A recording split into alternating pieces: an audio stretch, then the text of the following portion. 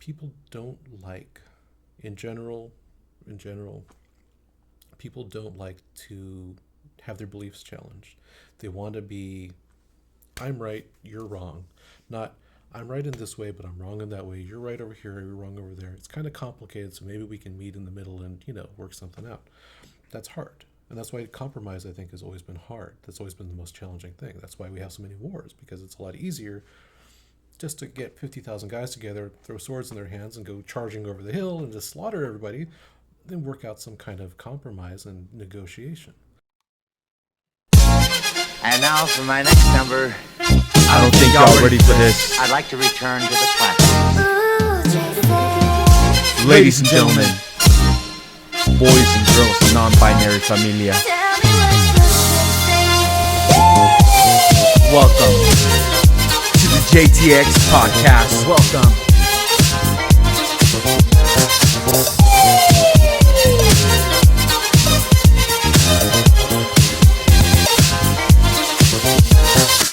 Ladies and gentlemen, boys and girls, and non-binary familia, welcome to a brand new episode of the JTX podcast. I am your host, Jason Tamer, and, well, it's July. To be forward with y'all, I'm kind of going through some family health issues. I don't know if by the time this is posted, I'm assuming day of I'm posting, if not probably the day after. And to be forward with y'all, it's been hard. It's been hard right now. I can't really speak on it just because I don't want to really talk about it until the time comes. But any positive vibes, love, whatever it is, please send them my way. So with that being said, so I'll keep y'all posted, definitely updated on what's going on. Just give me about a few weeks before anything. But as of now, let's get into this awesome episode. This episode is, how do I start this? So back in 2014, 2015, I joined a club at my college, City College of San Francisco. And this club was the Japanese Culture Club. How did I join? I don't remember. I just remember, I think I saw it somewhere. I was learning Japanese at the time too. So I saw it somewhere on their website and I ended up taking a chance. And it was the greatest thing I ever did during those years.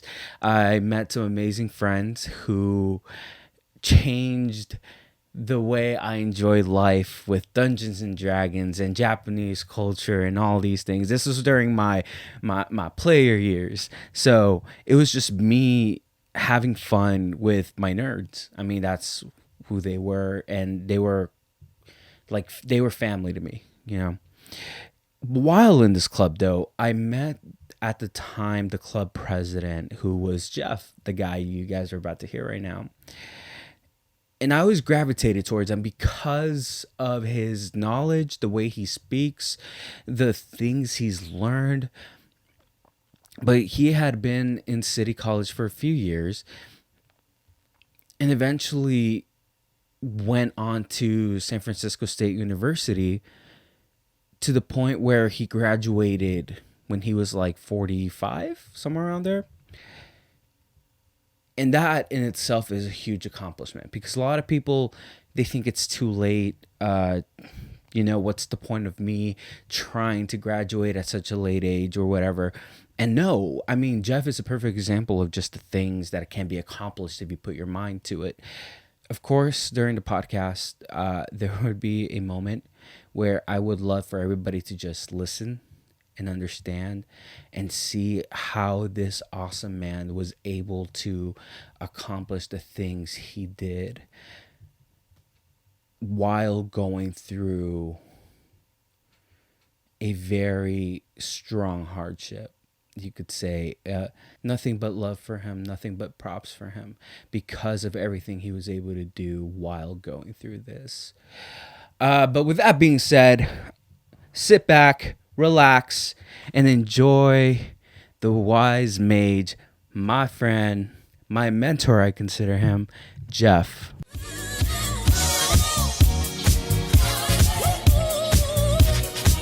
It's an interesting experience, right? That is one way to put it. Definitely. Do you have any questions for me before we start on anything? Or is there anything you just like we shouldn't go on like we shouldn't talk about? Or I tend to ramble. Love it. Perfect. Just, That's perfect. So yeah, just putting it out there. Once I start talking about something. That's this whole podcast, rambling. Okay. Cool. I mean, I was thinking about looking it up and doing some research and everything. I thought, skip it, go into it. Yeah, just go. It's because podcasting isn't specifically about like this is the format. You know, it's just talk radio. That's exactly what it is, and depending how talk radio for each station would be. Yeah. Okay. But I mean, if I were to be forward with you, we actually already started like completely. We just started right now, so. Oh, okay. You see, fair warning. Yeah, fair warning. Oh, okay. Well, that's how it starts. All those embarrassing habits I'm not going to do now. Yeah, you're totally in the good. No, it's.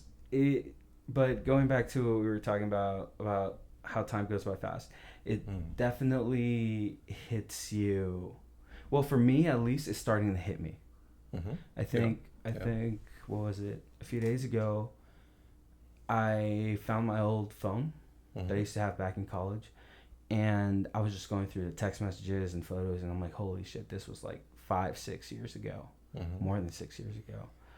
And I was having an existential crisis right then, and I was like, fuck, like, what am I doing right now? And it definitely, it's scary. It's super, for me, it's scary because you're for me, it's like you're noticing that your time, your youth is all starting to like go into a whole new journey or new process, like a new door. So is it maybe like looking at where you are now and seeing something from before, and that's over and done with, that's separate now from where now is? Pretty much. Because also on top of that, you know, I'm 28 now. Well, I just turned 28 recently. So 4 years ago, I was 24. 4 years ago, I was a completely different Jesse than who I am now. And I'm like, what happened? And I know what happened, where it's like I wanted to grow, I wanted to be a better person, I wanted to make an impact in people's lives. But also, you start noticing, oh, I shouldn't have done that, or oh, this isn't the way. So you know, it's you start noticing these things, but you also start remembering the good stuff where it's like I miss. I mean, the best example would be I miss us playing Dungeons and Dragons, right? You start remembering those times where you would spend with your friends or your guild or whatever, and the adventures, but mostly the actual moments of screaming in the cafeteria, being like, no. Yeah. So it's terrifying, but it's exciting at the same time. I mean, I don't know, like how have you been able to work on that?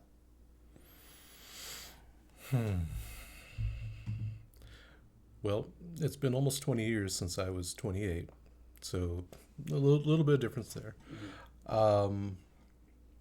Thinking back then is challenging now because, I mean, there's just so much.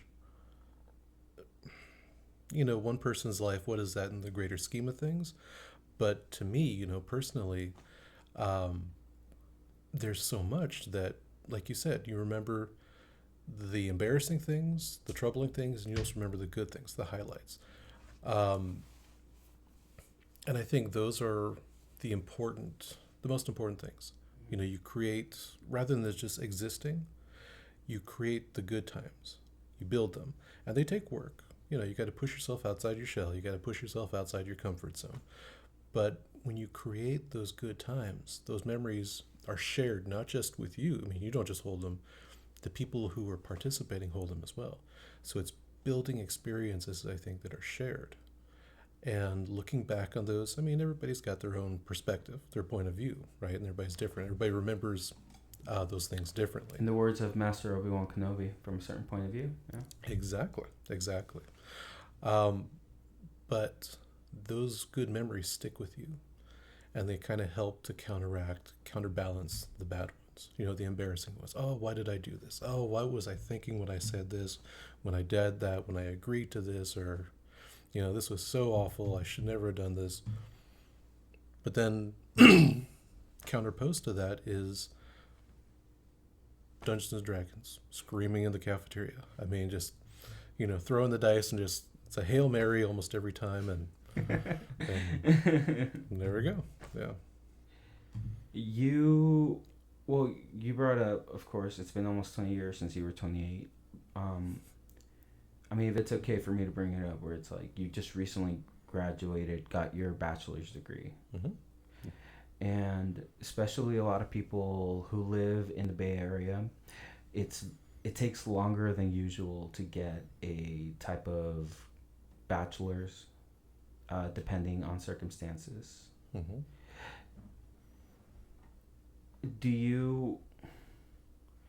Well, first and foremost, how was your journey in the very beginning, where you were like, okay, I'm a graduate from this, or I'm gonna do this, and then I have these plans and I'm gonna do this. You know, was it, Mm-hmm. I'm assuming it wasn't all straight and narrow. No, not at all. It's going back a ways, admittedly. 2010, I was working for, I think the company was Allied Barton. It's a security company contracted to EA, Electronic Arts, their corporate headquarters in Redwood City, yeah. Redwood Shores, yeah. To put it nicely, I didn't agree with the company's attitudes towards security, because when you have people not even trying to, you know, like make things rigid or whatever, you're just trying to keep people safe, you're just trying to keep people okay, you know, trying to keep the worst things from happening, and the company culture is hostile towards that, then it's just, there's no way to be satisfied with it. So I quit EA, finally said, you know what, they offered me training in management, they, you know, all this and different that, and I said, no, I mean, this is not for me, I hate this. So I left, decided I was going to go to City College, work on my Japanese. Just to be sure, from the beginning, you were like, I want to work on my Japanese. Like, you already had that mindset? Yeah. Since high school, since Sailor Moon was on in the afternoons. Toonami? Yeah. Not even Toonami. This was like broadcast TV. Really? Yeah, This is I back. I graduated from high school in '96, so yeah, going back a little ways. Ever since then, I wanted to learn Japanese. I wanted to be able to watch the show, listen to the show in its own language, and be able to understand it. I'm sorry. So you watched it in Japanese? No, in English. Oh, so it was here. Okay. Yeah. But I wanted to. You know, they couldn't edit out all the Japanese. So there's always a little bit here, and I thought, oh, that's cool. So I went back to City, 2010. Took a couple of classes, mostly just pissing around. Yeah. Did a lot of improv with Gloria Weinstock. I think she was the department chair for theater there at that time. Awesome woman. She was an elderly black lady who could run rings about anybody in the class. I mean, she was tough. She had balls that clanked. I kid you not.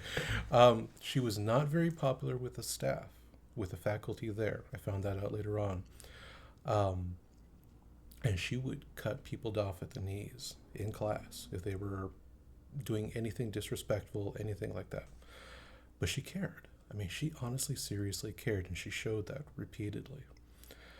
So I kept taking the class. I mean, you know, it was awesome. One night, a friend of mine from grade school, Mona, came over to the house with her girlfriend. Mona's drunk, and Mona has never had much of a self-restraint, I guess, as far as her tongue. So we're talking and stuff and everything, and she says, "So why aren't you done with school yet?" And I said, "Well, because taking care of the girls, doing this, doing that." She's like, "Yeah, but why aren't you done with school yet? How much farther do you have to go? What else do you need to take? Why why haven't you finished yet?" And I didn't have any good real answers, and I got a little pissed off at the time. And then afterwards, I thought about it, and I said, she was drunk. She's a little too blunt. Okay. But she was right. I mean, this was like 2016, 2017. I've been going to City for like 7 years. I mean, it was a 2-year community college. I've been going there for 7 years. I still didn't know how close I was to graduating or not. You didn't even have your associates. Didn't even have my associates. And so I thought about it. I was like, okay, she's right. She's got a point. I should at least find out how much farther I need to go. Talked to a counselor. I had like maybe 3 classes before I was done. I mean, that was it. And so I graduated spring of 2018. No, 2016, sorry. And got my associates in Japanese. Worst in the class, admittedly.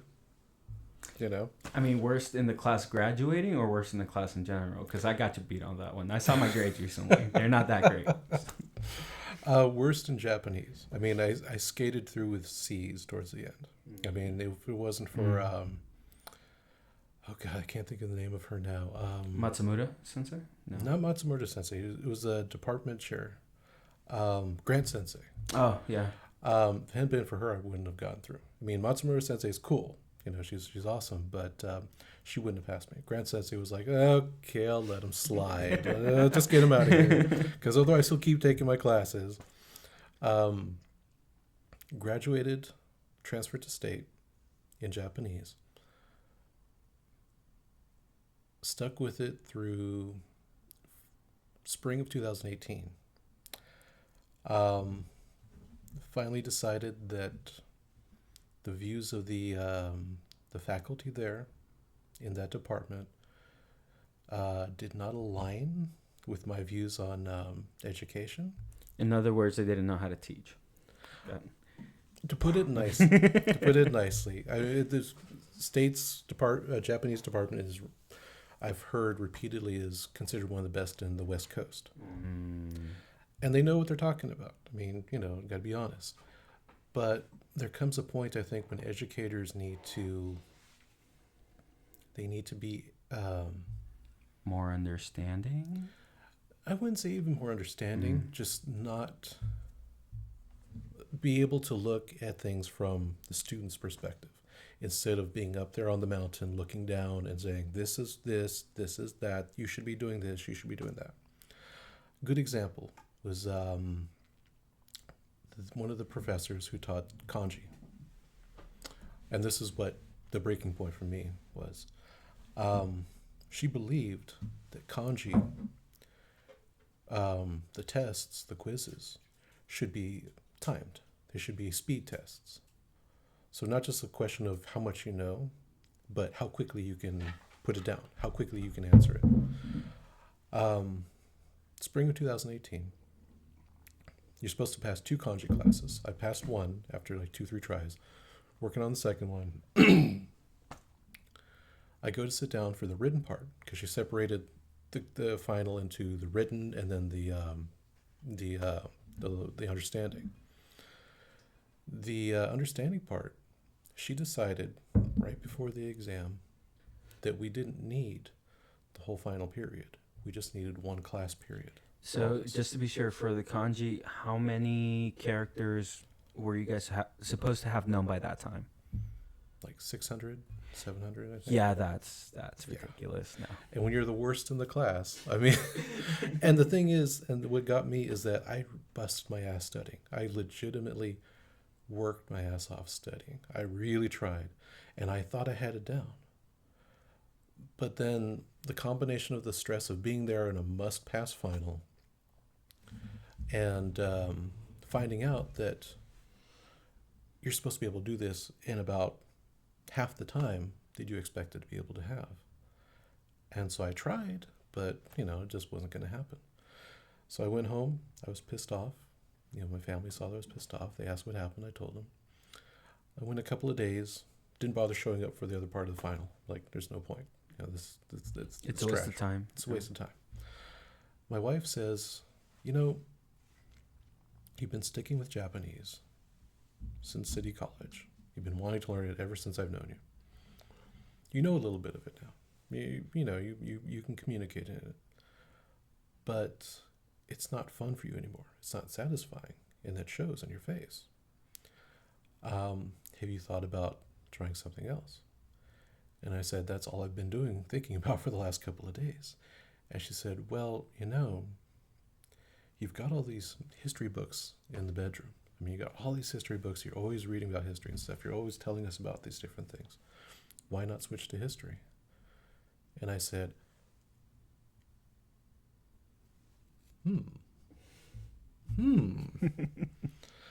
And so I I went to the history department, talked with Sherry Kennedy. She's like a combination office manager, student. She teaches now and everything. Awesome woman.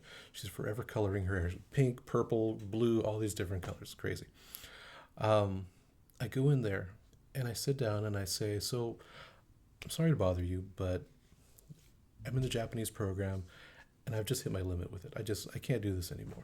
It's just not working out. How do I go about changing my major? And is there any possibility of me transferring to history? And she said, so you fed up with it? And I said, yeah. And she said, you're looking for something different? And I said, yeah.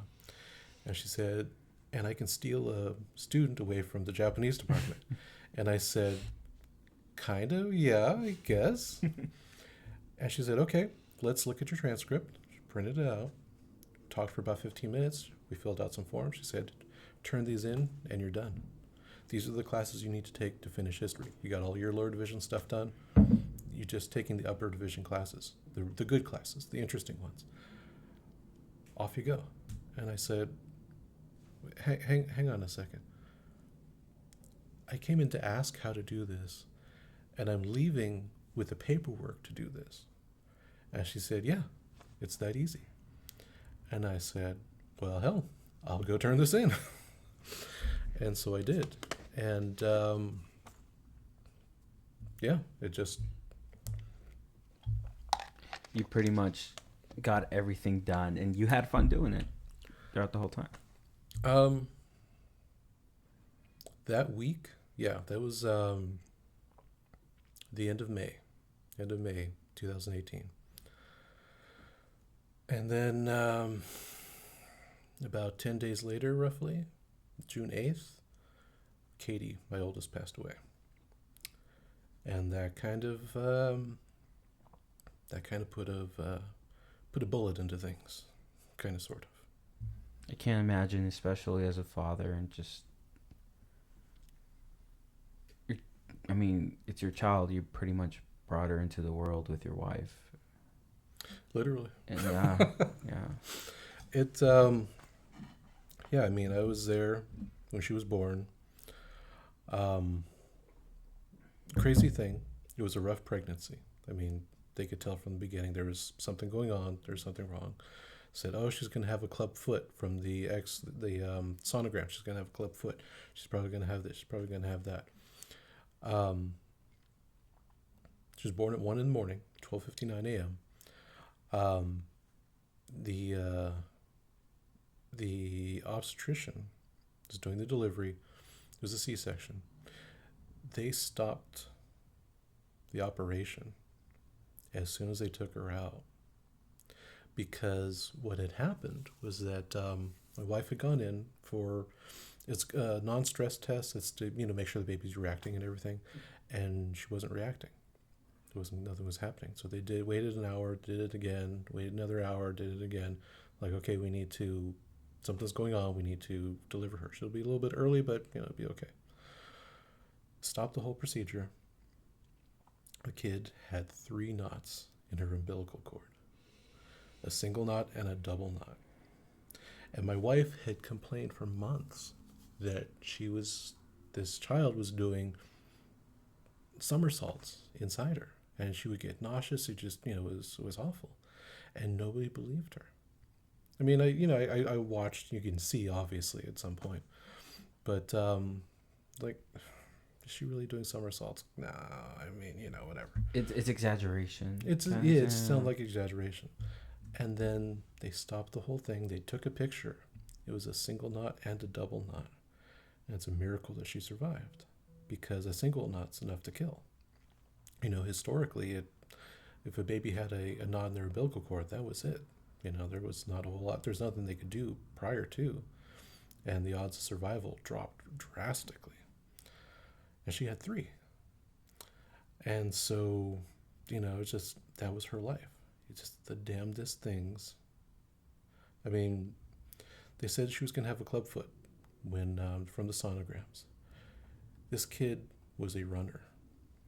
She was part of the running club. She won a trophy, a medal or something.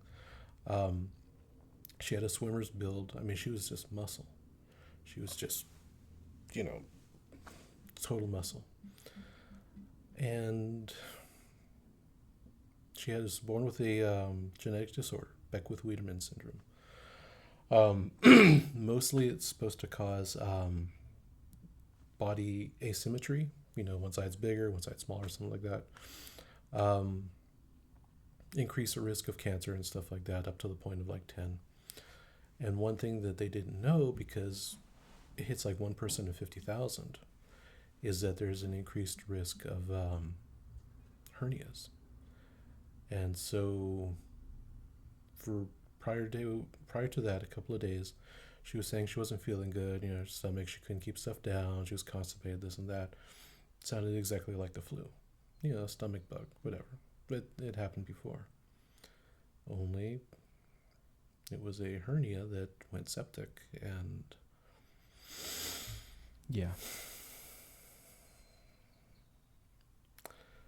So that made the school a little harder, to say the least. We got a lot of help from some really caring people. And we took time off from work, my wife and I. And we were sitting there, existing from one day to the next. What are we going to eat today? What are we going to eat? I don't know. Just whatever. Finally, Jessica, our youngest daughter, looks at us, sits down with us, and she was a rock. I mean, she turned off her own pain to try and keep us going. I mean, she just, she was constantly, okay, did you guys do this? Did you guys do that? Do you need to take a shower? Like, yeah, I guess. That's a good idea. Okay, maybe it's been a couple of days. Finally, she sits us down. And she says, you guys need to go back to work. Mom, you need to go back to work. Dad, you need to go back to work. And we look at each other and we're like,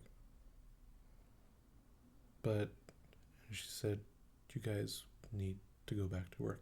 You're driving me crazy. We're like, oh, okay, well.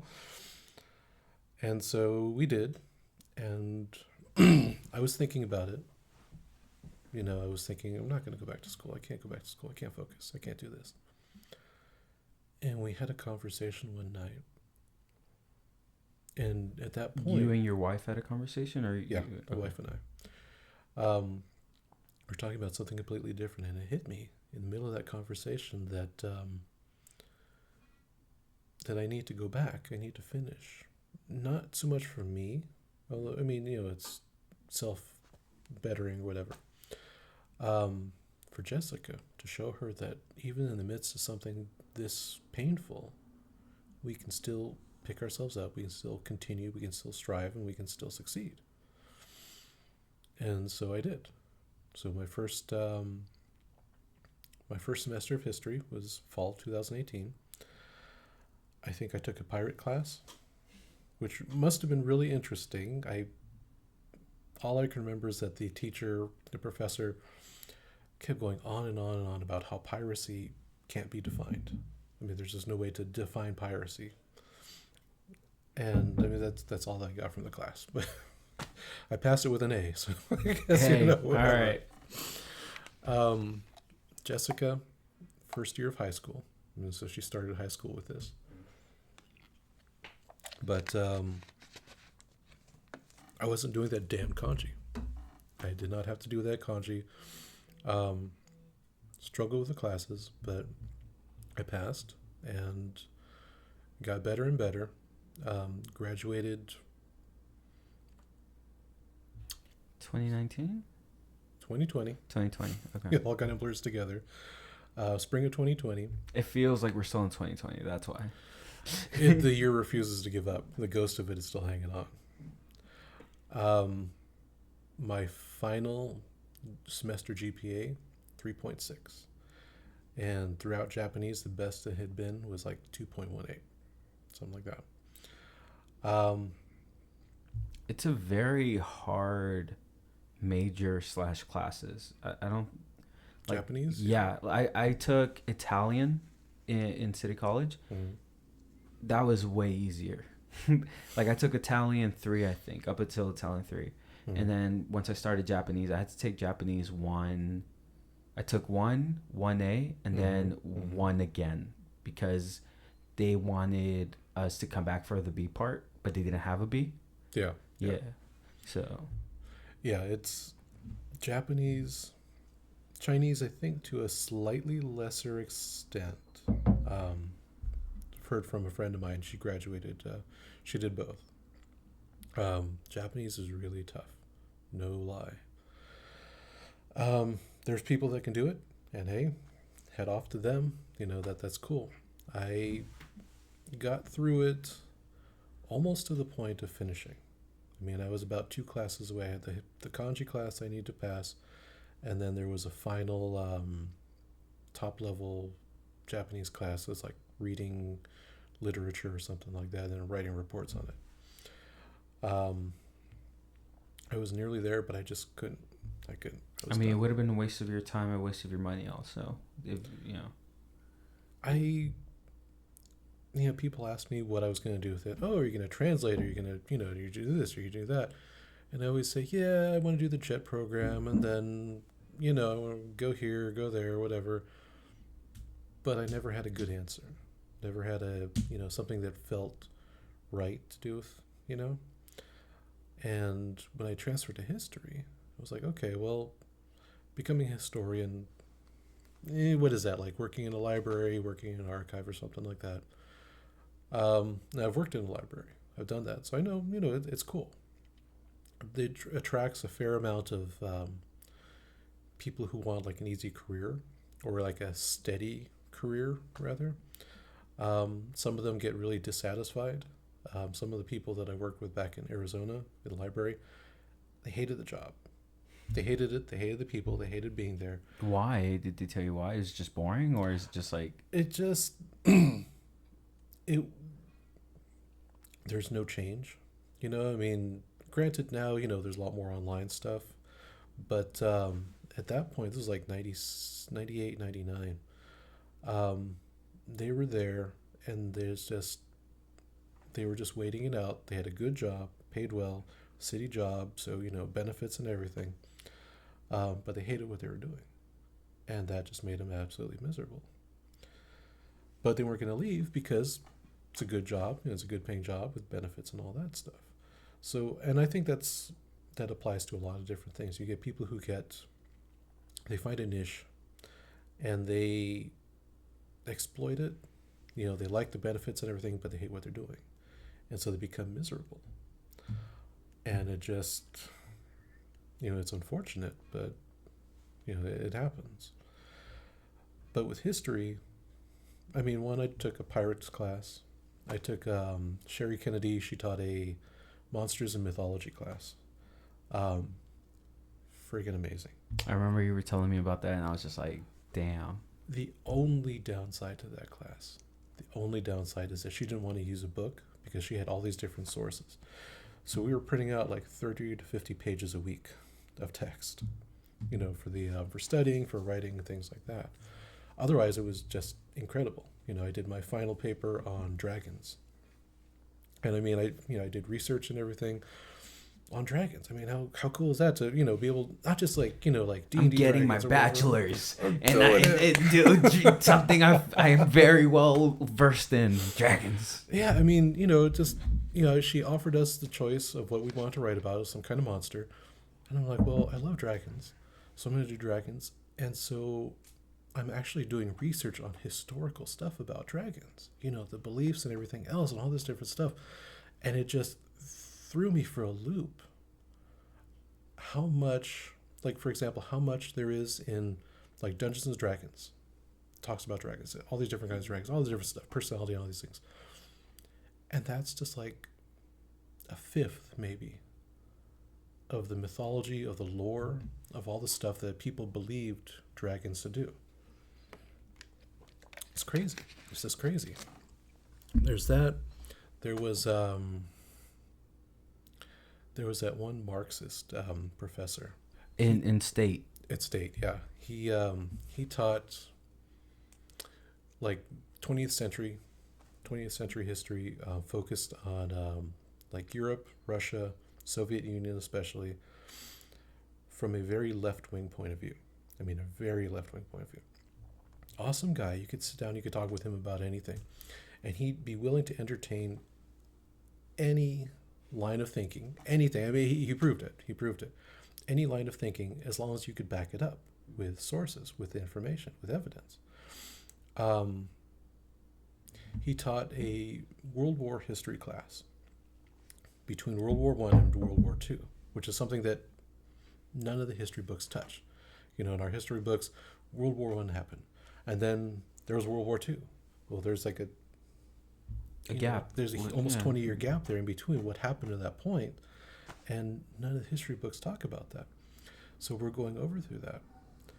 And from a Marxist point of view, he's teaching this stuff, and it was fascinating how much, and he proved it, he backed it up and everything with sources, information, how much of a bastard England was.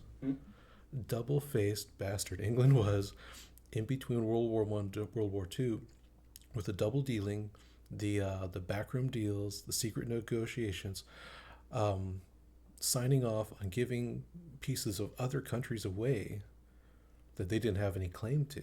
I mean, just all this kind of stuff. And he was teaching us this stuff, and I'm just soaking it up like a sponge. I mean, that was probably the class I remember the most, because I wrote a paper for the midterm. I don't remember what the final was, but the midterm was on American, whether America could be considered an imperial power. And I said, no, America was proto-imperial because of this, and this, and this, and because Britain was trying to do all these things, trying to keep America under its control. Fascinating class. He retired, unfortunately. And I'm hoping I'm going to apply for the grad program in August. And You're gonna take his job. those are some big shoes to step into. I mean, this guy knew his stuff backwards, forwards, sideways, circular, and everything. But that's over time, though. I mean, I'm sure he wasn't like that like 20 years ago. Or probably he had the idea or mentality, but the knowledge and wisdom that he could be patient enough to entertain a certain thought. Because obviously right now, not a lot of people have that, I would say, ability to be like, okay, let's see where you're coming from with it. Okay, I have these sources and I have this to back it up. True. That is true. I'm hoping that I can get him to write me a letter of recommendation, because you got to have 3 letters of recommendation from professors. I was going to ask Matsumura Sensei to write one. I cleared that with the grad coordinator over there. She said, yeah, that'd be cool. That'd be fine. It would be awesome to teach, I think, at the college level, for a little while at least. I mean, I've never seen myself as much of a teacher, but between him, God, I can't think of his last name, and then there's Stephen Harris over there, who is like European, not a medievalist, but like 18th century, 19th century, 20th century. This is the guy. He had his own law business. I think he was a lawyer, did all this different stuff. Got fed up with it, walked away from that, decided to go back to school, got his PhD in history. This is the guy that actually uses role-playing games in the classroom. I have to ask, how does that work? So there's a couple of companies out there. There's not a whole lot of interest in it, unfortunately, which is a shame because, I mean, it was awesome. It was amazing. There's a couple of companies that produce the materials and stuff for it. And usually what you do is you're like reenacting a certain event. Like in this case, it was the French Revolution. You take on these roles. Everybody has like different roles. You have your like characters' goals, you have your characters' motivations and things like that, and then you act it out, and you're trying to get what you want to happen at the expense of, maybe half the class or half the other group or everybody else. It was awesome. It was seriously, seriously awesome. I had the role of the leader of the largest group in the French assembly, and so our group had the most power. We were the ones controlling, the meetings and everything. I had, the gavel. I brought in a gavel. I was like, bam, bam, bam, bam, all this different stuff. Everybody else was trying to work on how to get what they wanted because your grade depends on that. The better you do, the better your grade is. So just to be sure, if you can be as consistent to what actually happened, that will define your grade? Not so much what actually happened as to your goals, because some of the characters' goals didn't actually happen. So sticking with those, it's like, okay, that's good, but if you can make it happen, that's much better. Success pays out. Kind of like the Star Wars adventures then. Yeah. Gotcha. Yeah. So we did that, and I mean, that was all kinds of awesome because it was fun. For me, having role played since I was like 11 or 12, I just, I jumped right in. I was like, okay, this is what we're doing. This is what we need to accomplish. You got these people, these people, these people, these people. You go talk to those people. You go do these people. I'll go talk to these guys over here. We'll coordinate. We'll come back. We'll see who's willing to play ball. Boom. I mean, we had it nailed down right up to the point where the guy who's playing the king decided to flee. And wait, flee as in actually like leave the class, no longer come, or just like his character? His character. Yeah, he went off. He got, I think, a couple other countries to invade France to try and put him back on the throne. So we're doing fine right up to that point, like the second to last game, and then Harris is just like, okay, this is what happens, is war. And we're like, oh crap, what do we do now? I mean, I don't know anything about this. It came down to one dice roll to determine whether we succeeded and beat them back, or what happened. We made it like D20, baby. D6. D6. Okay, D6. We made it by one. Made it by one. We were fighting in the streets and everything, but we won. We succeeded. And it was awesome. I mean, I've never even heard of any type of class that does stuff like that. That's neither had I. That's amazing, and you could learn from that. That's actually because you're engaged in being whoever that is, or that character, or that era is. Yeah, I mean, some people. It depends on the person. Not everybody is interested in doing that. Not everybody has that ability to put themselves out there and talk and everything like that. But for the ones that are willing to try, even if you're not great at it, you don't succeed, you've never done it before. It's an amazing experience. And one of the things that I would like to do, assuming I get into the grad program, assuming I get a job as a teacher, is do that. Use role-playing games. Because we did that one, the French Revolution, and then we did another one that was, what was it? It was Kentucky during the lead up to the Civil War. Mm-hmm. And Kentucky was trying to decide whether they're going to join the Confederacy, stick with the Union, go separate. So we're playing all these different characters. And my character was the Inspector General, leader of the militia. So I'm like supposed to be neutral. I got this flag saying I'm neutral and everything. I got these secret, my secret priorities, my own, wants and stuff. And so trying to balance, keep everybody okay. Let's try and be neutral. Let's try and do this. We'll try and do that. In the back of my mind, I'm like, okay, I got to do this.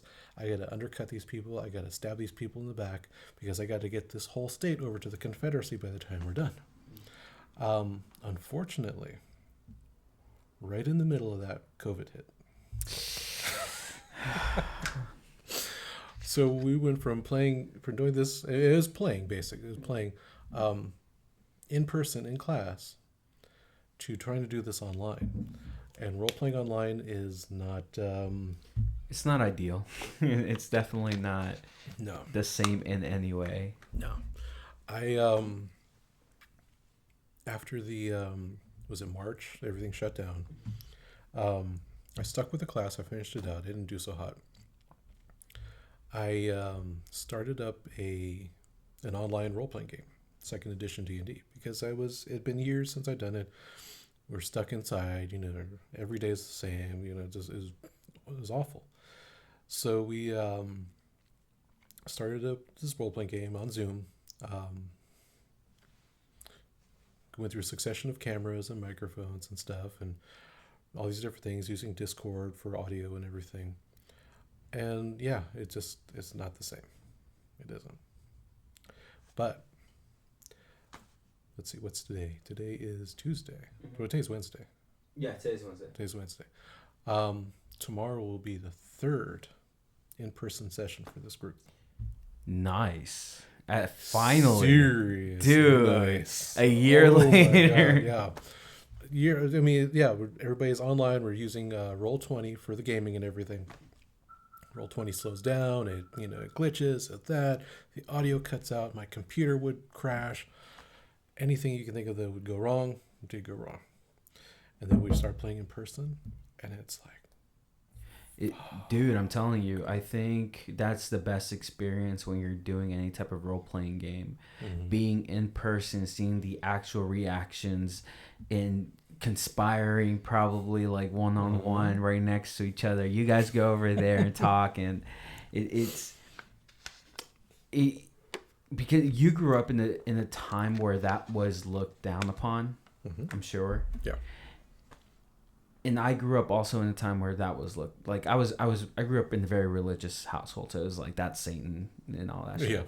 Yeah. So the devil. No, yeah, for sure. Chick tracks, I'll never forget that one. So and then when I got into college and I met you and I met everybody else, for me this was a brand new experience where I was just like, oh yeah, like that's dumb. That's I don't.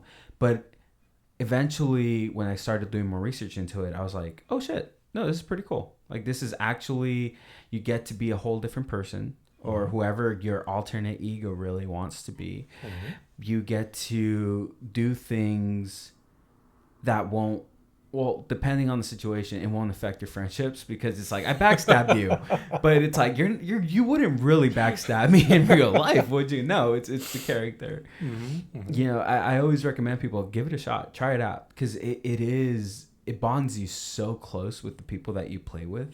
Yeah. And on top of that, you do navigate situations that actually might be helpful in real life. True. There's one thing you've taught me back when we used to play. Never stick your dick in crazy, and that ever since then, that's been my life motto. So. Yeah, I mean that's those are words to live by, definitely. So going back to the whole, you wanted to do the JET program. You went to Japan. Mm-hmm. You were there for like a month almost, right? No, it was about a week. Just over a week. Just over a week, okay. When you went to Japan, did it solidify where you were like, I want to do this. I want to like live out here, or what? Because you were going to bring your family also. It wasn't just going to be, I'm going to be by myself. Mm-hmm. Did you see the prospects, or were you just like, was that when your mind started going, oh, maybe I don't want to do this. I mean, for sure, it solidified when you got into university and that kanji class, just ridiculousness. But did you see yourself living out there? So I went. It was a graduation present for graduating from City College. Spring of 2016, over spring break. Went out there. Was completely by myself, halfway across the world. It's a huge thing. It's a huge It's thing. a very huge There's thing. no way to overstate that.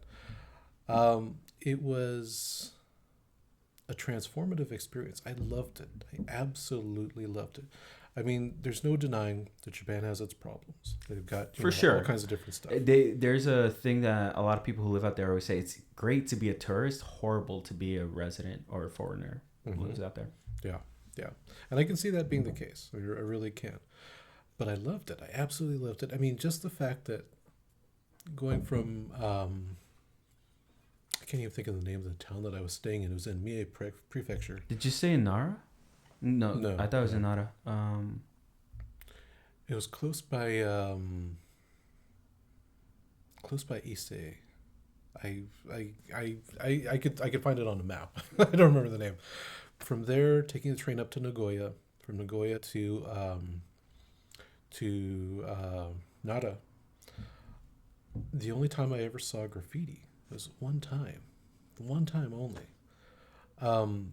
It struck me that everybody worked collectively to keep the place clean, to take care of stuff. I mean, you could see, things were old, it's like screws. Screws have rust on them and stuff like that. You could tell that something's been around for a while, but everything was taken care of. Everybody took pride in what they were doing. The train conductors. I mean, I was watching the train conductors, sitting there and watching this guy do his hand gestures and stuff, even though he knows that there's nobody watching.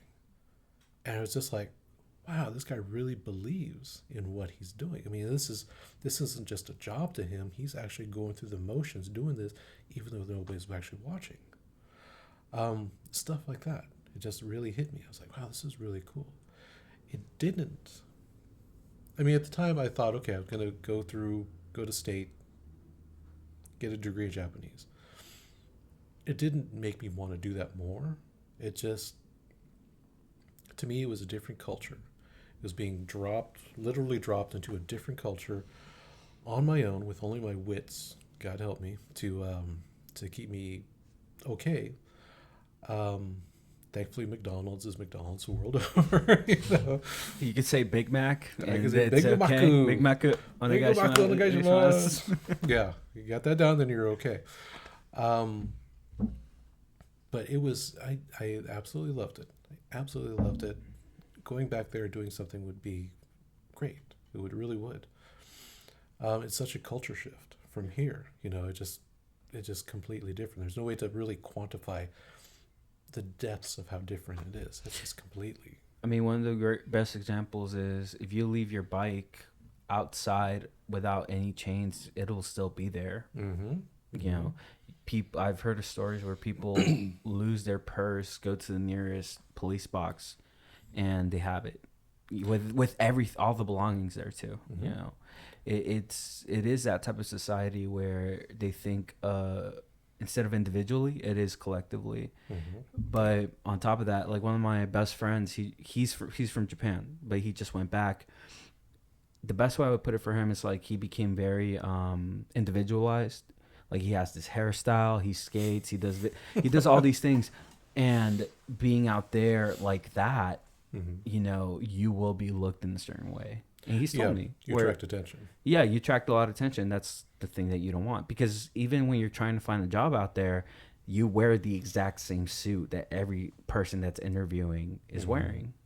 Very true. Very true. But it is such a beautiful experience being out there. It makes you realize a lot of things where you're just like, I've been in San Francisco or in Arizona for so long, and once you go to a whole different country, you're just like, oh, wow. Yeah, getting that opportunity to see things not just through somebody else's eyes, but a whole different country's eyes. I mean, it just changes how you it changes how you function. It changes how you approach things. It makes a really big difference. And so I did that, and came back different, admittedly. Um, no, it didn't. It didn't make me want to stick with Japanese more. As useful as that would be, obviously. But I think of now, my wife wants to go. She really, really wants to go. We're planning on going this year. We're planning on going last year. So I mean, I'm with you. I'm with you on that too. Yeah, it's she's gung ho for it, and I totally want to do it again. I mean, I love the idea. But having not finished the Japanese program at State, switched over to a different major and graduated with that. Hopefully, getting into the grad program.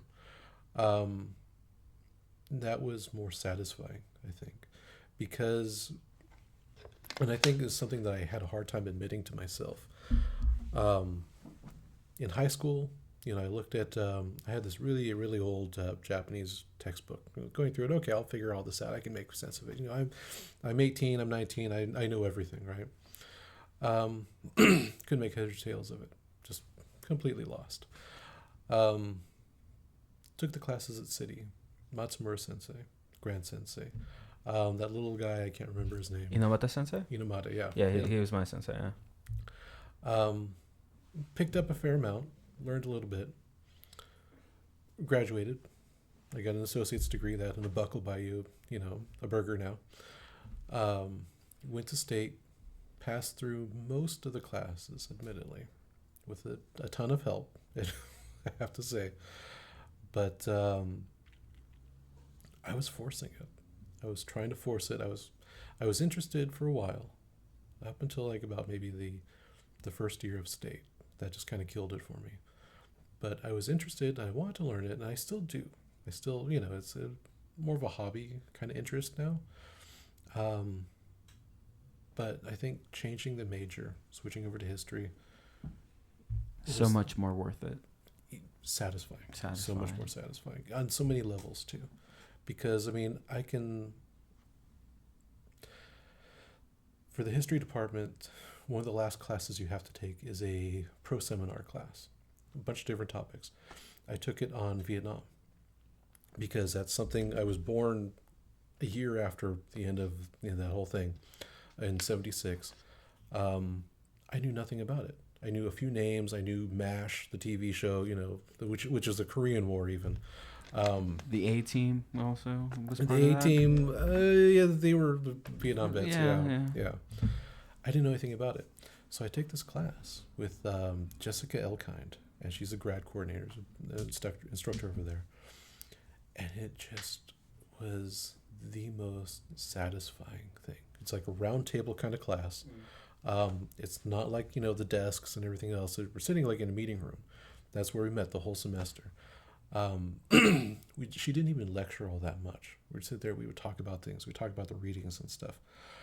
And I learned so much about the stuff that was going on when I was born. How everything that kind of came along and put all that into place to the point where, disco had come about, and all the stuff that's going on 76 through 1980 and then into the pop era, with the 80s and all that different stuff. Seeing the groundwork for all that laid out and understanding, how Nixon came about, what happened to Nixon, all the stuff, all the shady shit that was going on. I mean, I did my final paper on Nixon's subversive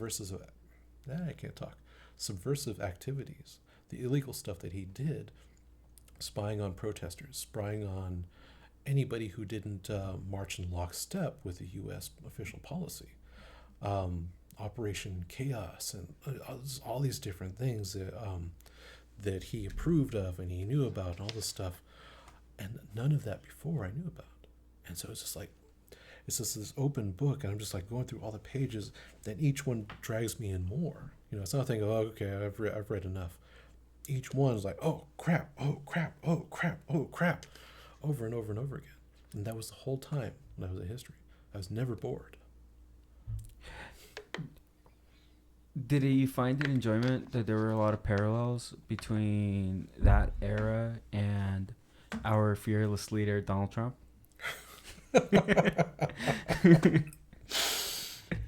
Um, it's ironic in a way to look at the parallels. You look at the parallels between Nixon and Trump, the parallels between Reagan and Trump, which are a little less defined, but they're there.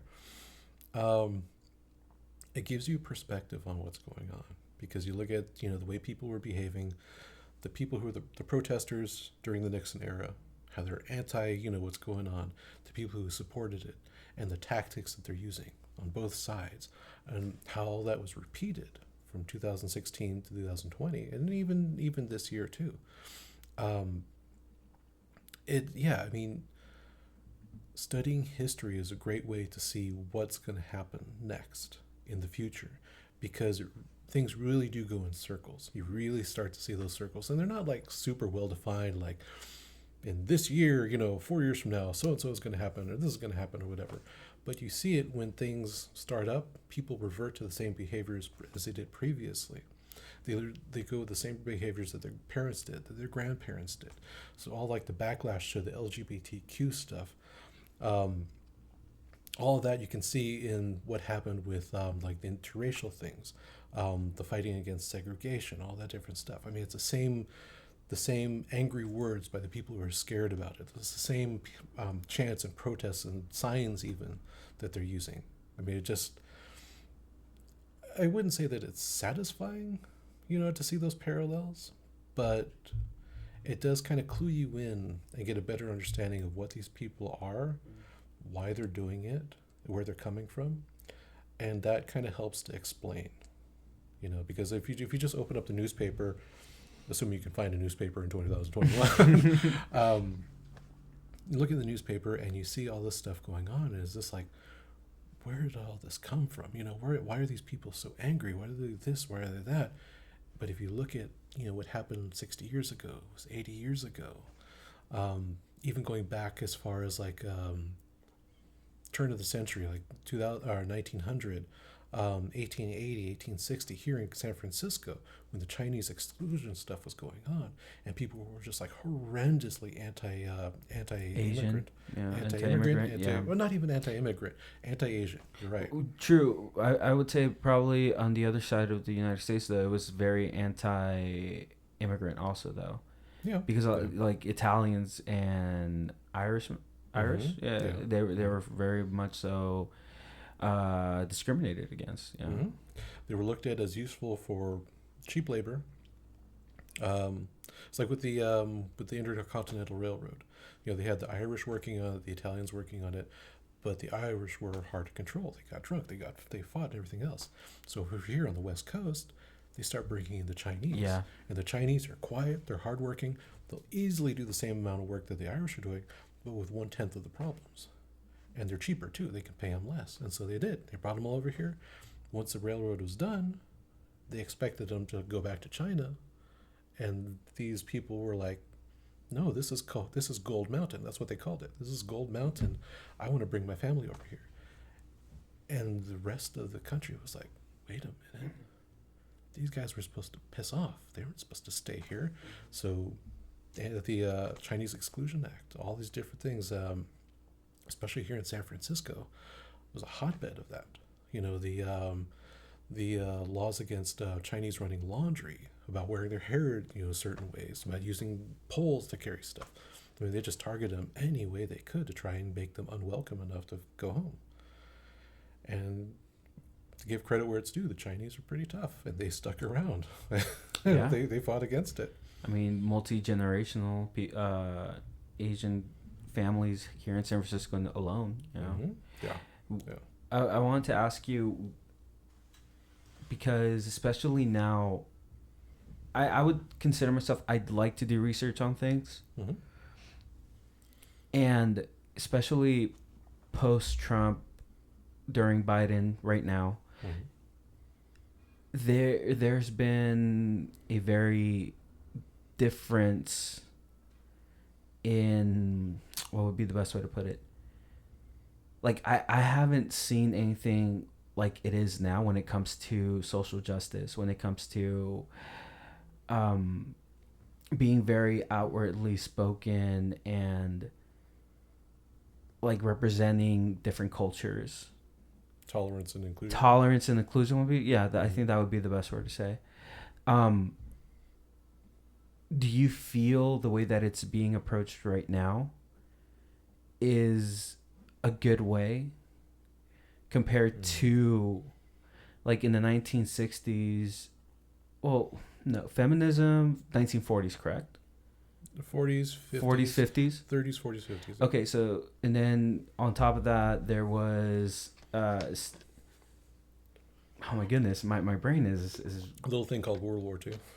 not World War II.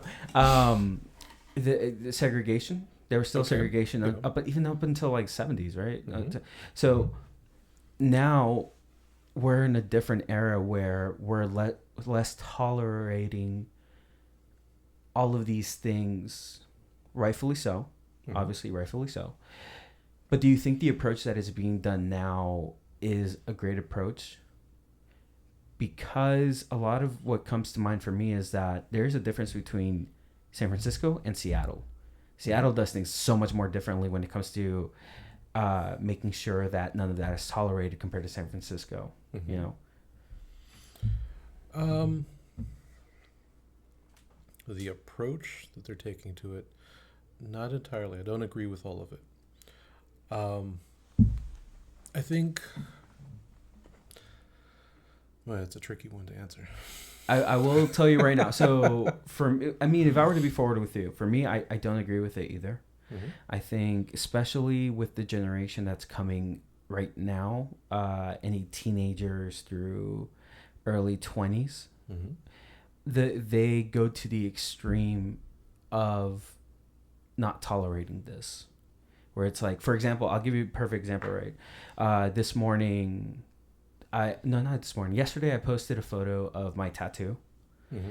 and people liked it. They were enjoying it, and there was somebody who was like, "As a Pokemon fan, I like it, but as an anti-fascist, it looks very familiar to a silver fang tattoo." And I'm like, I don't know what that is. Really? I don't know. Wow. Okay. So, and that's kind of the approach where I'm just like, where is that coming from? Mm-hmm. Like that was unnecessary to like that was unnecessary. And on top of that, I'm a person of color. I don't, it's if I would have shown, let's say, that I was white, Mm-hmm. it would have been immediately like, yeah, this is what it is. This is what it is. And I completely disagree with the approaches that are being done today. With all of that, do I think there's a better way of approaching it? Yeah, of course. I mean, as anything, like there's always alternatives. But to quickly jump and assume that somebody is this without truly knowing the facts behind it, like that isn't how. That's a human problem, I think. And I think it stems from it's an unfortunate thing that people like to see things in black and white. You're either A or you're B. You're black or you're white. You're this or you're that. Because it's simple. Because it's easy. Because it doesn't take thought. If you're looking at things as shades of gray, well, what shade of gray is okay? What shade is not? Well, how do we determine that? Then you have to start thinking about it. And God help you if you start thinking about things, because then you're going to start thinking about other things. That challenges everything. People don't like, in general, people don't like to have their beliefs challenged. They want to be, I'm right, you're wrong. Not, I'm right in this way, but I'm wrong in that way. You're right over here, you're wrong over there. It's kind of complicated, so maybe we can meet in the middle and, work something out. That's hard. And that's why compromise, I think, has always been hard. That's always been the most challenging thing. That's why we have so many wars, because it's a lot easier just to get 50,000 guys together, throw swords in their hands, and go charging over the hill and just slaughter everybody, then work out some kind of compromise and negotiation. Um, with everything that's going on right now with social justice and stuff, it gets mocked by the people who don't like it. And I do a fair amount of arguing on Facebook and I mean, Instagram. yes, and that's kind of why I feel comfortable talking with you about it, because I do a lot of fair arguing in real life, because I know that sometimes people on Facebook, they won't listen. They're just looking to take their shots, and that's Yeah, and you can like, I know you, for example, are coming from a well-meaning like background, because you're like, I genuinely disagree with you, and I have this to show why you might not be entirely right, or might not be entirely wrong, or completely right or wrong. Yeah, that's one of the benefits, and it's something I didn't think about.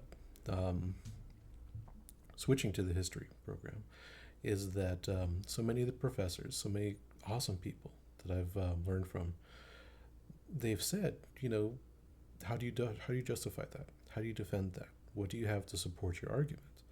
In writing papers, especially persuasive like papers and stuff, how do you convince people? I mean, just telling somebody I'm right and you're wrong is not going to work. It's not going to cut it. You got to be able to provide evidence. And so I found that, like with arguing on Facebook and stuff, when you throw evidence at people, they will either try and discount it immediately, or they'll just shut up.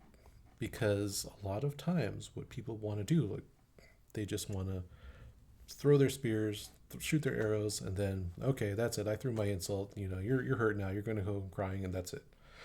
They don't know how to react when you, one, don't make it emotional. Because, when you argue with somebody, you get emotional, you've lost. I mean, Yeah, that's 100%. it.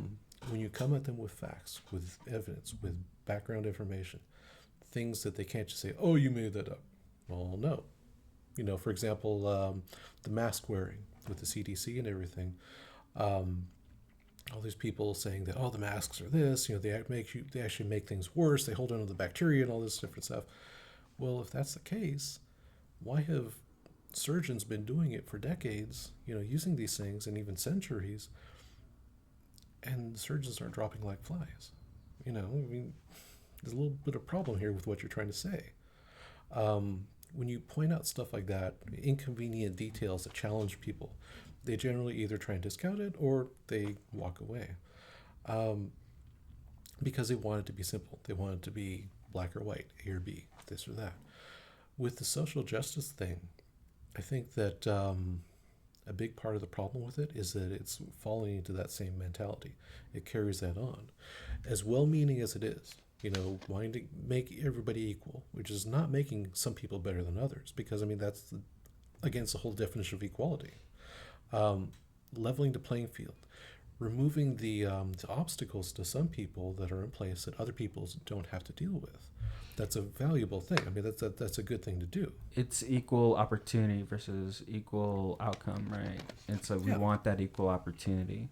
Yeah, whether somebody succeeds or not, that's on them. But if they're starting 50 feet back in a race and everybody else is right up there at the starting line, that person has a significant obstacle right there. But too many people, I think, don't want to stop and look at the details, consider things, actually look at evidence, think about it, maybe have their beliefs challenged, maybe they weren't entirely right about something, maybe there is something to wearing the masks, they actually carry some bacteria or something like that. Looking at where you're coming from and critiquing yourself as opposed to just critiquing other people. Because it's a lot easier to point a finger and scream at somebody else than it is to look in the mirror and say, maybe I'm not entirely right about this. Why am I saying this? Why am I supporting that? That's a bit of a problem. But that's hard to do, because self-analysis is a royal bastard. It really is. You start noticing, you have this idealized version of yourself, and that's your ego. And then all of a sudden you're like, oh, shit, I probably said some wrong stuff now or did some wrong stuff. Yeah, And it's hard. It's definitely, especially when you do. I mean, I'm gonna use this term debate because that's probably like the best way to put it. Mm-hmm. Where it's like where you do debate somebody or talk to somebody and making sure that you're coming from a perspective of this isn't to belittle you, but this is to help us understand what exactly is going on and why this is important or why this is bad. And especially coming from a religious background, that's the most that's difficult. It's extremely difficult. It's and then when you start putting out that, oh, I mean, Jesus isn't the person you think he is, and they're like, well, where's your proof? And I'm like, and then you show them the proof, but they're like, well, the Bible says, and it's like, well, do you have anything other than that as your source? And even if you want to use that as your source, there is enough contradictions to be able to say, okay, well, it's a questionable source. It's a questionable source. It's definitely. I mean, yeah, man. It's for me. It's annoying. I wouldn't say, because I grew up in a very protesting family. Like we would go out to protests. I actually went back when I was 16 or 17 to Detroit, Michigan for a social justice forum to learn how to approach situations and how understand better what is going on. Obviously, Detroit is a very, very low income, very poverty area, and you see it when you go in. Yeah. But the approach of it being done now where everything is too extreme or there isn't that gray, it's troublesome. It is. I mean, when you're accusing your opponents, whoever they may be, of not being willing to consider, either A or B, what about C? What about 8.5? What about somewhere in the middle there? What about D? God forbid, what about Z? What about these other options that the blinders that you put on yourself are not allowing you to see? You're seeing what's right in front of you. You're not considering any other options there. But if you're doing the same thing, the social justice movement, absolutely intolerant of anybody who is even possibly not going along, not towing the line, at that point, how can you look yourself in the mirror and say, I'm doing the right thing, when you're using not just the same tactics, but you're using the same mindset that the people you're trying to force to change are doing? And I mean, and that's a challenging thing for anybody. That's a challenging thing for a human being to do. God knows I struggle with that still. Sure. I mean, anybody and everybody, regardless of how good they are in having a good conversation, they still struggle with that. Yeah. But I mean, it's hard because people instinctively, I think, don't want to put that effort into it. They don't want to put that work into understanding that rather than just either you're completely open and everything or whatever, or you're completely intolerant, not willing to consider, well, yeah, but what about this? But what about this? But what about that? No, it's either this or it's that. And that mindset, I think, is the problem, because it's very easy to do. It doesn't take any work. It allows you to point your finger at somebody without having to consider your own position, your own thoughts, any potential weaknesses in your argument. And like with your tattoo, I'm assuming that it's not a wolf's fang tattoo or something like that? Silver fang? I don't even know where that comes from. It's, I don't know what that is. I mean, people see something that they don't like and they attack. And this is true regardless of where they're coming from on a political spectrum, on a cultural spectrum, whatever. People see something they don't like, they want to attack it. It's very difficult to see something and say, okay, you know what, that's not for me. I don't particularly care for it, but that person likes it. It's not hurting anybody. They're not stabbing anybody with it. Cool. Have a nice day. Hope you get that removed at some point. And that's the end of it. It's very difficult to do that because, especially in our culture has trained us to attack. We got to be striving. We got to be working at stuff. We got to fight to make things our way. When you say culture, you mean Americanized culture? Mm-hmm. Okay. Yeah. It's just, that's, I mean, look at like the toys and stuff that we give kids back in the 80s. G.I. Joe, Masters of the Universe. Transformers, just, fighting, conflict, winning. You have to dominate your enemy. You have to win. All that stuff, it builds in the mind, and it makes it a lot more difficult to say, well, hang on a minute, I don't agree with this, but I mean, this guy has got a Pokemon tattoo, which I like. Okay. He's got this other tattoo. I'm not sure about it. Maybe this and maybe that. Now, I could either attack this guy, say he's doing this thing, and he's not tolerant, he's being a fascist or whatever, he's supporting fascism. Or I can think, maybe that actually looks more like a tribal tattoo. Maybe the person who did it had some other nefarious motives. Maybe it was just the design that he saw and he liked. Maybe this, maybe that. I don't know because I haven't asked this person yet. But rather than do that, rather than try and source out information, maybe try and ask some questions. Hey, how's it going? That's an interesting tattoo. Can you tell me a little bit about it? And I mean, most people that have tattoos, they're going to be willing to talk about it a little bit. Because I mean, you get a tattoo because it means something to you, So if somebody's showing interest, cool, okay, I'll talk about it. Rather than do that, no, I don't like that. You look like you're trying to support this. It's the Socratic method in the end of the day. Yeah. Yeah. And it's about asking questions, getting to know where the background or the meaning of something in general is. Mm-hmm. And that is also something I personally use when I talk to people of religious backgrounds. Oh, why, let me know, why do you believe in God? Or like, what kind of God do you believe? And understanding, because a lot of people do get into something because of past situations, pain, mm-hmm. a lot of pain they feel they need to lean on. And I'm not saying that it's bad to do something, like to involve yourself in the community, but mm-hmm. it's important also to know, maybe something is harming this person. For all I know, this is a tribal tattoo, mm-hmm. but maybe in a different culture or something, it's like the spikes mean Satan. I don't know. The mandala, Tibetan, I think it was. In Tibet, I mean, that's what it meant. Prior to World War II, it was just this kind of just design. And okay, this is what they did.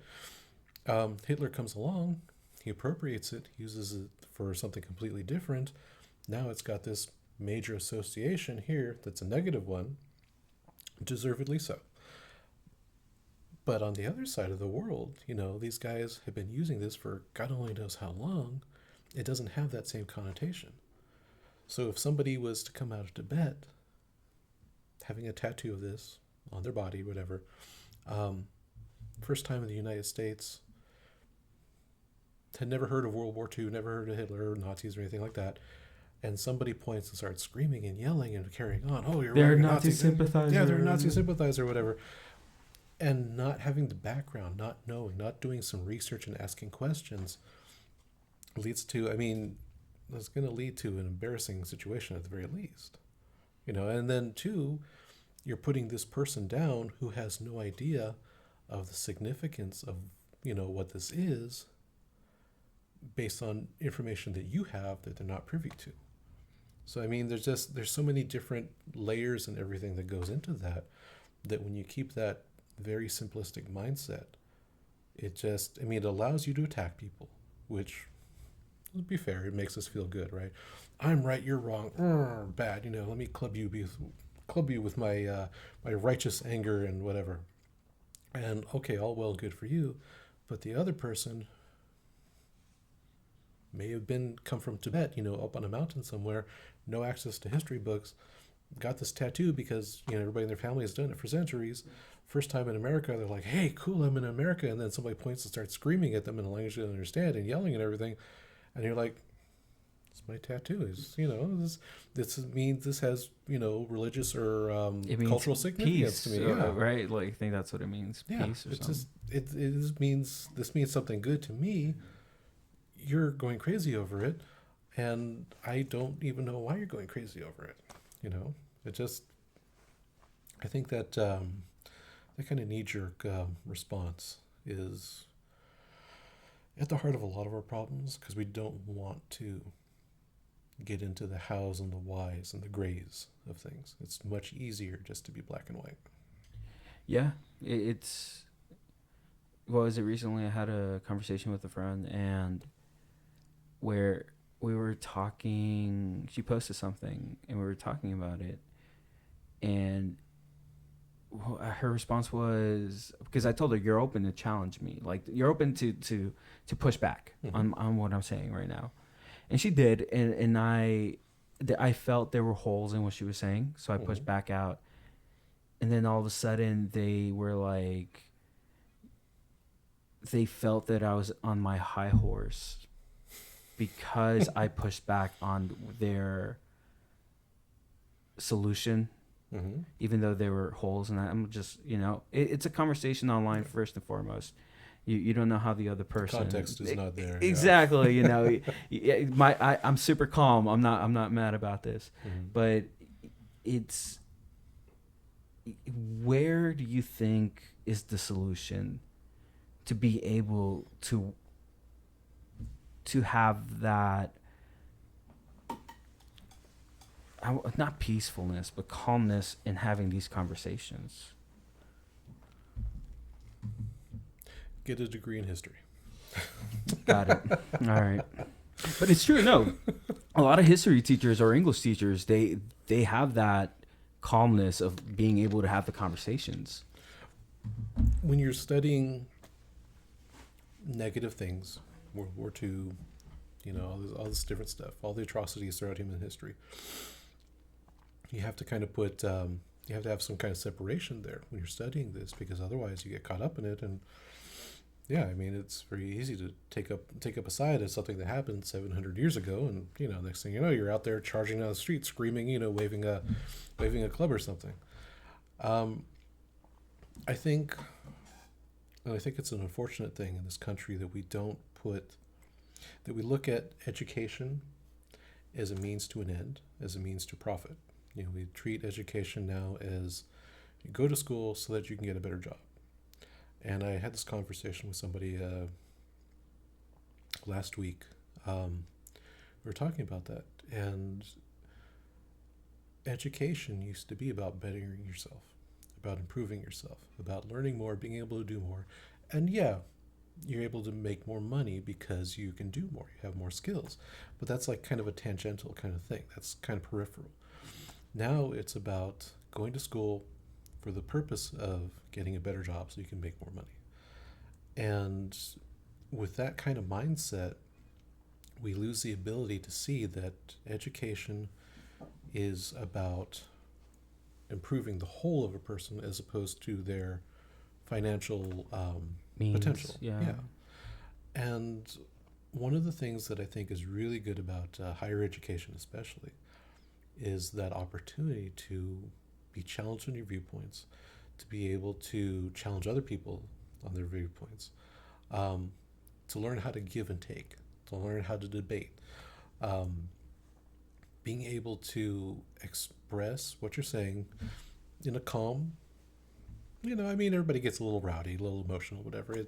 We're humans, right? We got glands. It's the adrenaline rush. It's the adrenaline, yeah. I'm about to say something that's going to put you down. This is going to get you. It's going to get right in the feels. Being able to argue from a position of evidence, to ask probing questions, to be able to take in new information as opposed to just what I know is the sum entirety of all that's important here. Anything you have to say is not important, therefore I'm going to discount it. I don't care what you have to say because I'm right and you're wrong. Being able to accept that there are going to be times when we're wrong. That when we're talking about something, we're talking from where we are now with the information we have, and it's possible tomorrow, an hour from now, to have more information that changes our viewpoint. Accepting that, I think, is very important, because without it, we're just all up on our mountaintops throwing fireballs at each other.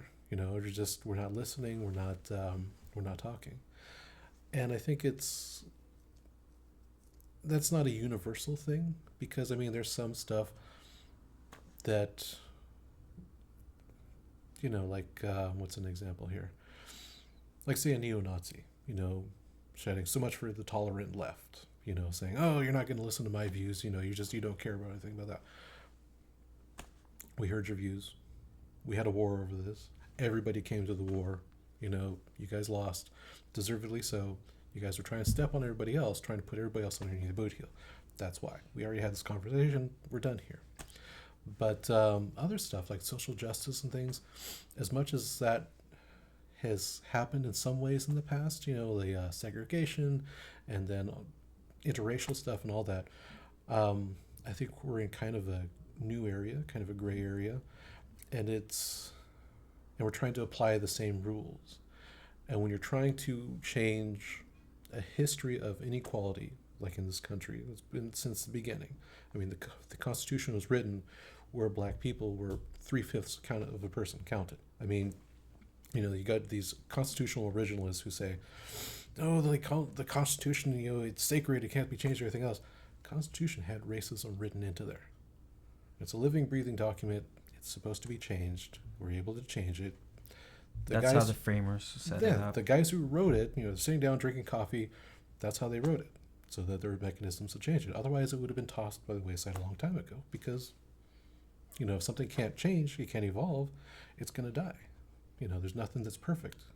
If we were to even go more back, that's how, even in the beginning of civilization, it's been segregation. Mm-hmm. Egypt, Israel.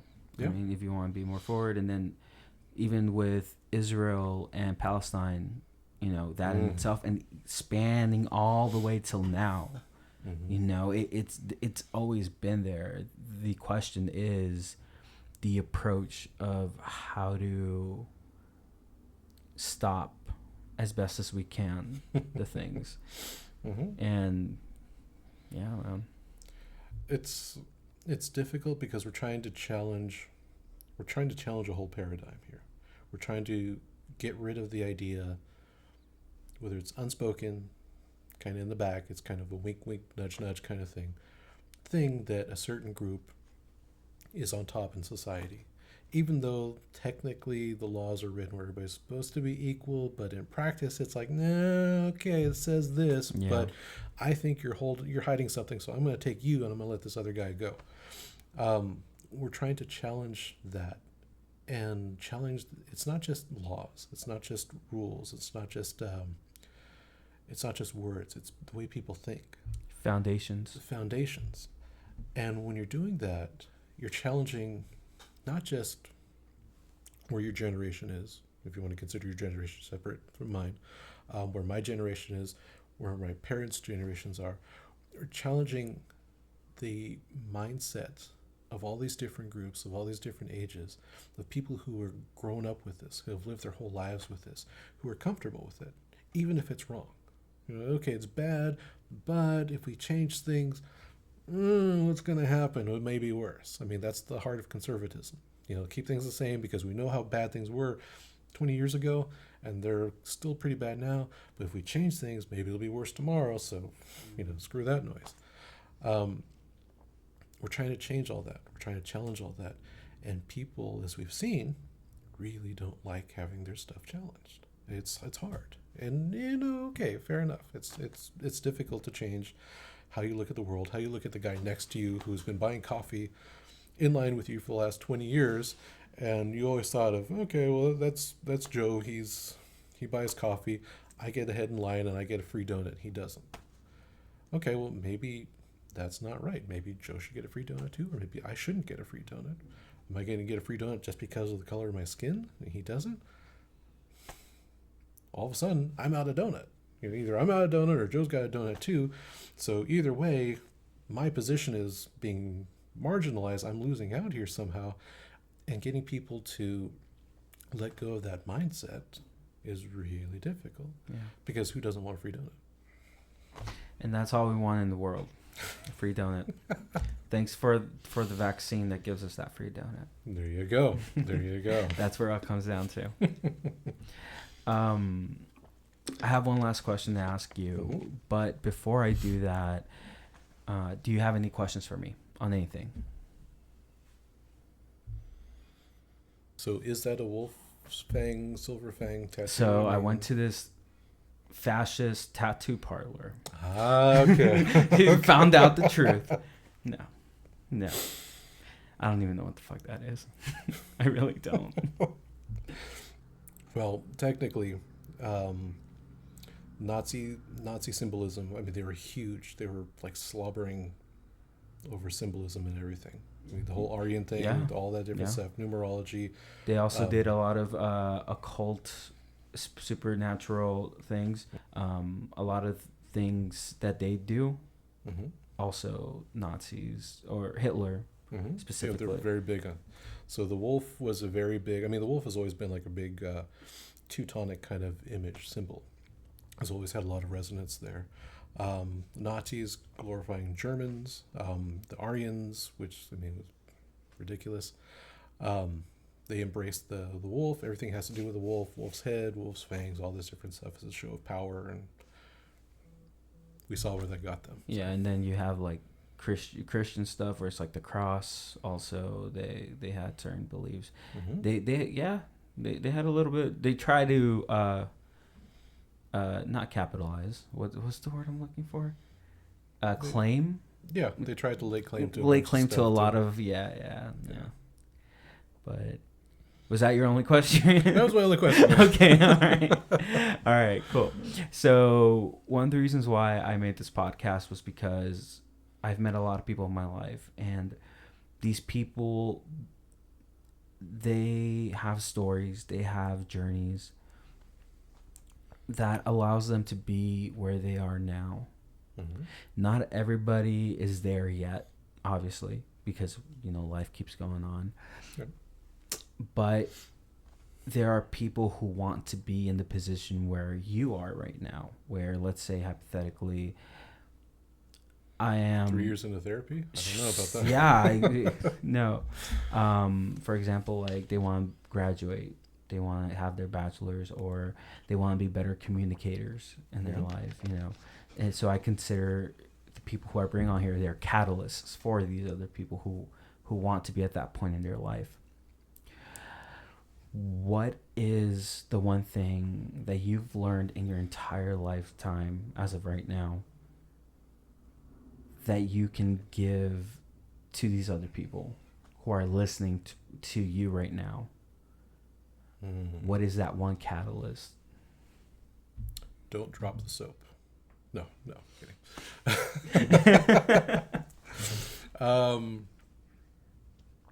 Wow, that's a single question with a lot of baggage on it. Well, welcome to the JTX podcast. Thank you. It's how good it to be is. here. I'm here all week. Don't forget to tip your waitress.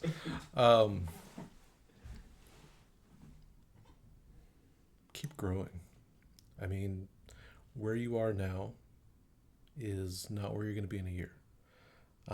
If you're fortunate, you're going to look back on where you are at this moment. A year from now, 6 months from now, 10 years from now, you're going to be a completely different person with more experiences. Some of them will be good, some of them will be bad.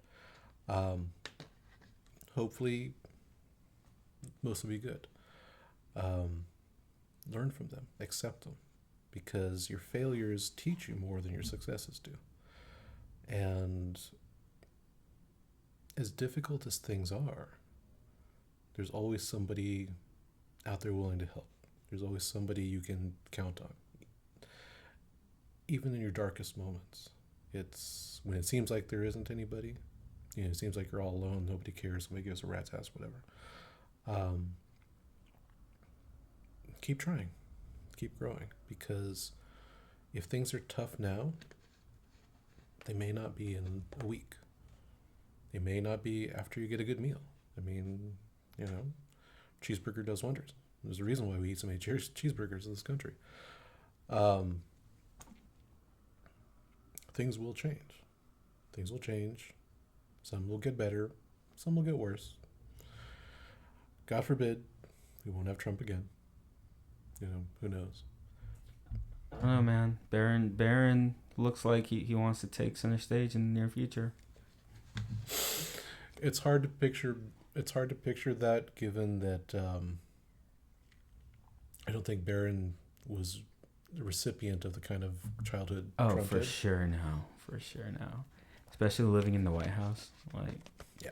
And then you have Junior, who definitely wants to take center stage. Oh Lord, those two, him and the other one, the one who can't chew gum and walk at the same time. Yeah, they're just. Things get better 4 years later, and Right? The day after the election, I went into work. My boss, a guy named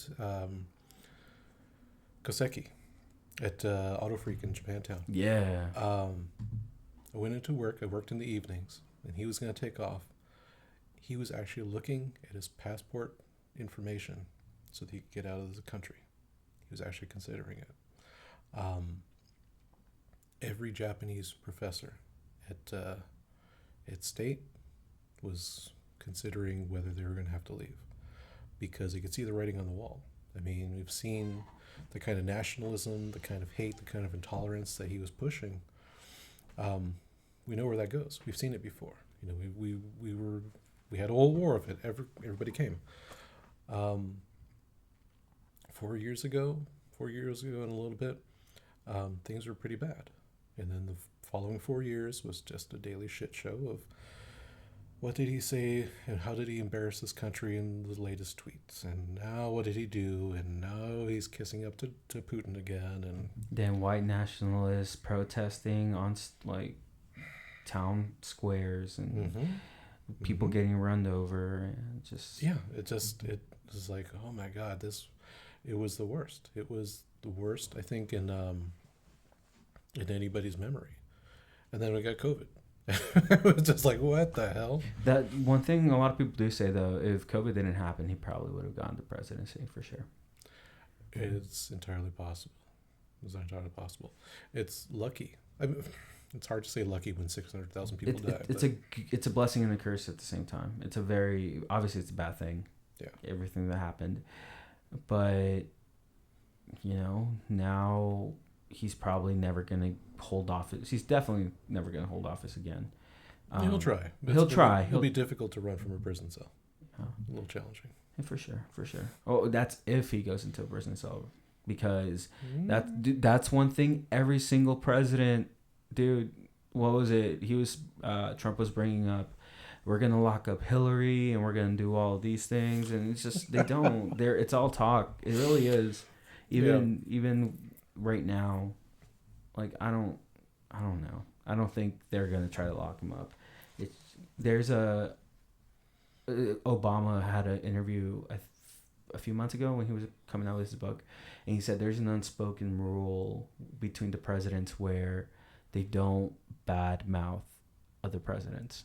Mm-hmm. So I can imagine what else probably, unspoken rules once you do become president there are. Yeah, that's true. That is true. All right, sir. Well, we've been here for almost an hour and 40 minutes. I hope you know I genuinely fucking appreciate you. You have no idea how honored I've been to have you on my journey, especially during a time that for me, I was still learning about myself. But also, I thought I had everything figured out, and I didn't.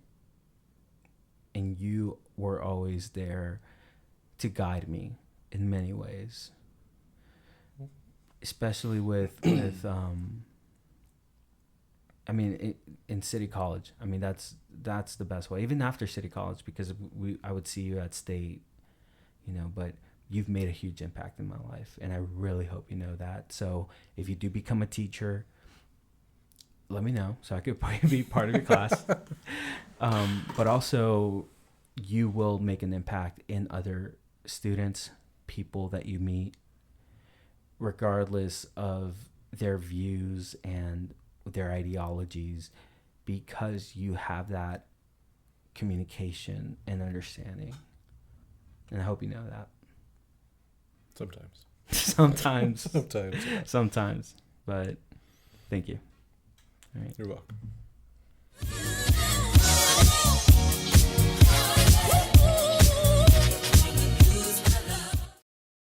Welcome back from just some of the wisest words that have impacted me over my years, especially when I started learning and growing when it comes to communication, learning how to have a conversation with people that might differ in your thoughts, but not only that, also using grief in a positive way while still going through the notions of what had happened. You know, Jeff, undoubtedly, he is one of the wisest men I've ever met, and I would genuinely consider him a mentor because of just the words that he's given me over the years in growing to be better. In the end of the day, don't forget, keep growing, keep being better. I hate it when people say be better or do better. No, help others around you to be better, because that's how you become better. If you enjoyed this podcast, I hope you know that we have 19 other episodes. Feel free to go to www.jasontamer.com. You will see a whole list of my podcasts, my photography videos that I've made. You will have links to the YouTube channel and such. You can go through there, or www.instagram.com/JasonTamer, where it's mostly where I keep updating my stuff. I do a lot of my photography. I post a lot of my photography on there, but for me, that would be the best way to support me and help me keep making content and videos and amazing conversation like these with other human beings. I really hope y'all enjoyed this episode. Please leave a review. Feel free to leave a thumbs up. I don't know what y'all do, you know. And remember, we've done shit, we've been through shit, and we've caused shit. That doesn't mean we can't change today to be somebody's catalyst for a better tomorrow. Take it easy, y'all. See you in about 2 weeks.